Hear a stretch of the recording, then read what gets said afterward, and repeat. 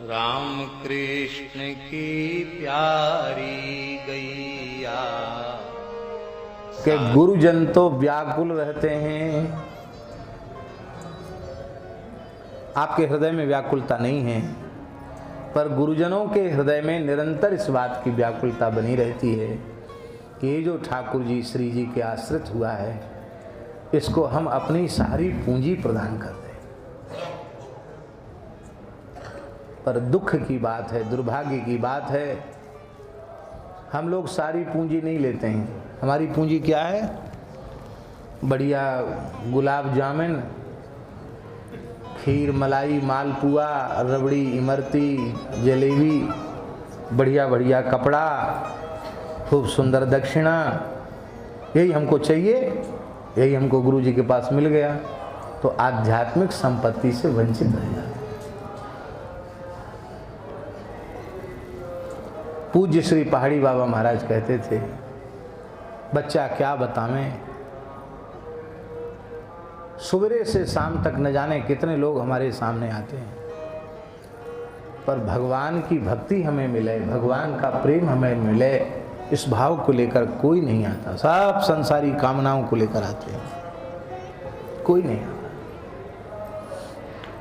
स्वामी संपूर्णानंद जी ने कहा 40 वर्ष सत्संग कराते हो गए, इन 40 वर्षों में केवल एक महिला ऐसी आई जिसको भगवत प्राप्ति हुई, और कोई नहीं, कोई पुरुष तो आई नहीं, तो लौकिक कामना लेकर के आए।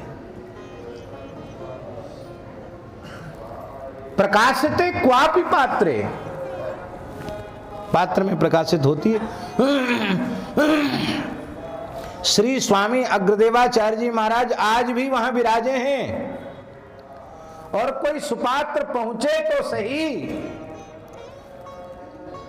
जो उनके गुरुदेव श्री पहाड़ी जी ने उन्हें प्रदान किया है, वो सब कुछ उस जीव को प्रदान कर सकते हैं आज भी, पर हमारी पात्रता कहाँ है? पूज्य रेवासा महाराज विराजमान हैं, अनेक अधिकारी जीव आते हैं और उनको विशेष अनुभूतियां भी होने लग जाती हैं, पर महाराज जी पचा पाना ये सबके बस की बात। इसीलिए महापुरुष देने में विलंब भी करते हैं,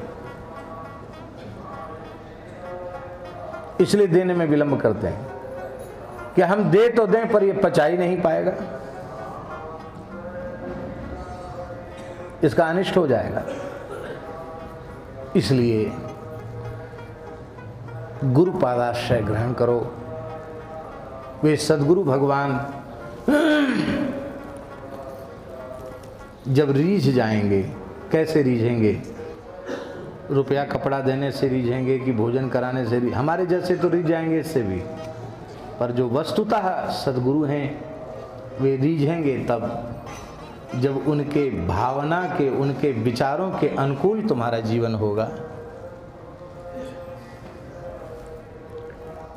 पूर्ण अनुगत्य का भाव तुम्हारे हृदय में होगा तो वो रीझेंगे। इसी वृंदावन की घटना है, गिरधारी मंदिर में रास हो रहा था, और रास की पूर्णता पर और उत्सव था, और उत्सव की पूर्णता पर श्री उड़िया बाबा जी महाराज पधारे। एक भंडारा था, तो पैदल चल के पंडित जी महाराज भी रास का दर्शन करने यदा कदा, गुरु जी का भी दर्शन हो जाएगा और रास बिहारी का दर्शन हो जाएगा, इस भाव से गिरिराज जी से चल के आते थे।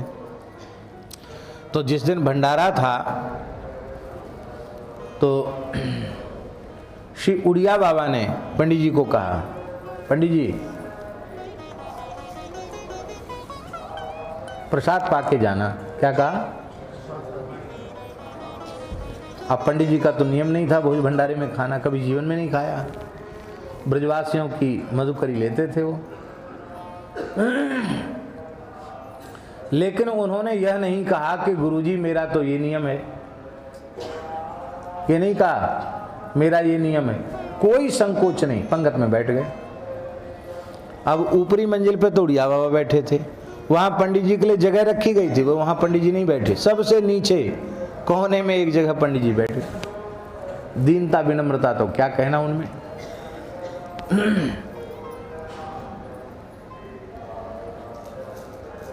अब पत्तल पर सामग्री आ गई है, अब पंडित जी पाते नहीं। क्यों नहीं पा रहे थे? तुरंत उन्हें अपने दूसरे नियम की स्मृति हो आई कि हम तो सदगुरु भगवान का ही अधरामृत लेते हैं। पूरे जीवन महाराज जी नित्य प्रति उठ करके उड़िया बाबा का उच्छिष्ट लेते थे, और भिक्षा में भी उड़िया बाबा का उच्छिष्ट मिलाकर तब पाते थे। तो सदगुरु भगवान का अधरामृत तो इसमें है नहीं, मैं कैसे खाऊं? उच्छिष्ट नित्य लेते थे, वो है कुटिया पर। तो अब बैठ गए, ध्यान में चले गए। उड़िया बाबा ने पूछा कि पंडित जी कहाँ गए? तो किसी ने कहा कि पंडित जी तो नीचे बैठे हैं, आंख मूंदे बैठे हैं, पत्तल परोसी सब जीम रहे हैं, वो तो चुपचाप बैठे हैं, कुछ नहीं, खा भी नहीं रहे, देख भी नहीं रहे। उड़िया बाबा बोले, अरे हमें पता लग गया पंडित जी क्यों बैठे हैं। और सहसा उड़िया बाबा अपने पत्तल से उठे, भी पाना शुरू नहीं किया था। उतर के बाबा नीचे आए और भूमि पर ही, पंगत के बीच में जो जगह थी, धरती पर ही उड़िया बाबा बैठ गए और बैठ करके उसी पत्तल में पाना शुरू कर दिया। 5-7 ग्रास पा करके मुस्कुरा कर कहते, अब पा लो। क्या कहा? और पंडित जी ने तृप्त होकर पाया। ये है कृष्णदास कृपा करी भक्ति दत्त। ऐसे गुरुजनों को प्रसन्न कर लो, वे रीझ जाएं, फिर कौन सी ऐसी चीज है जो तुम्हें नहीं मिलेगी? सब कुछ मिल जाएगा।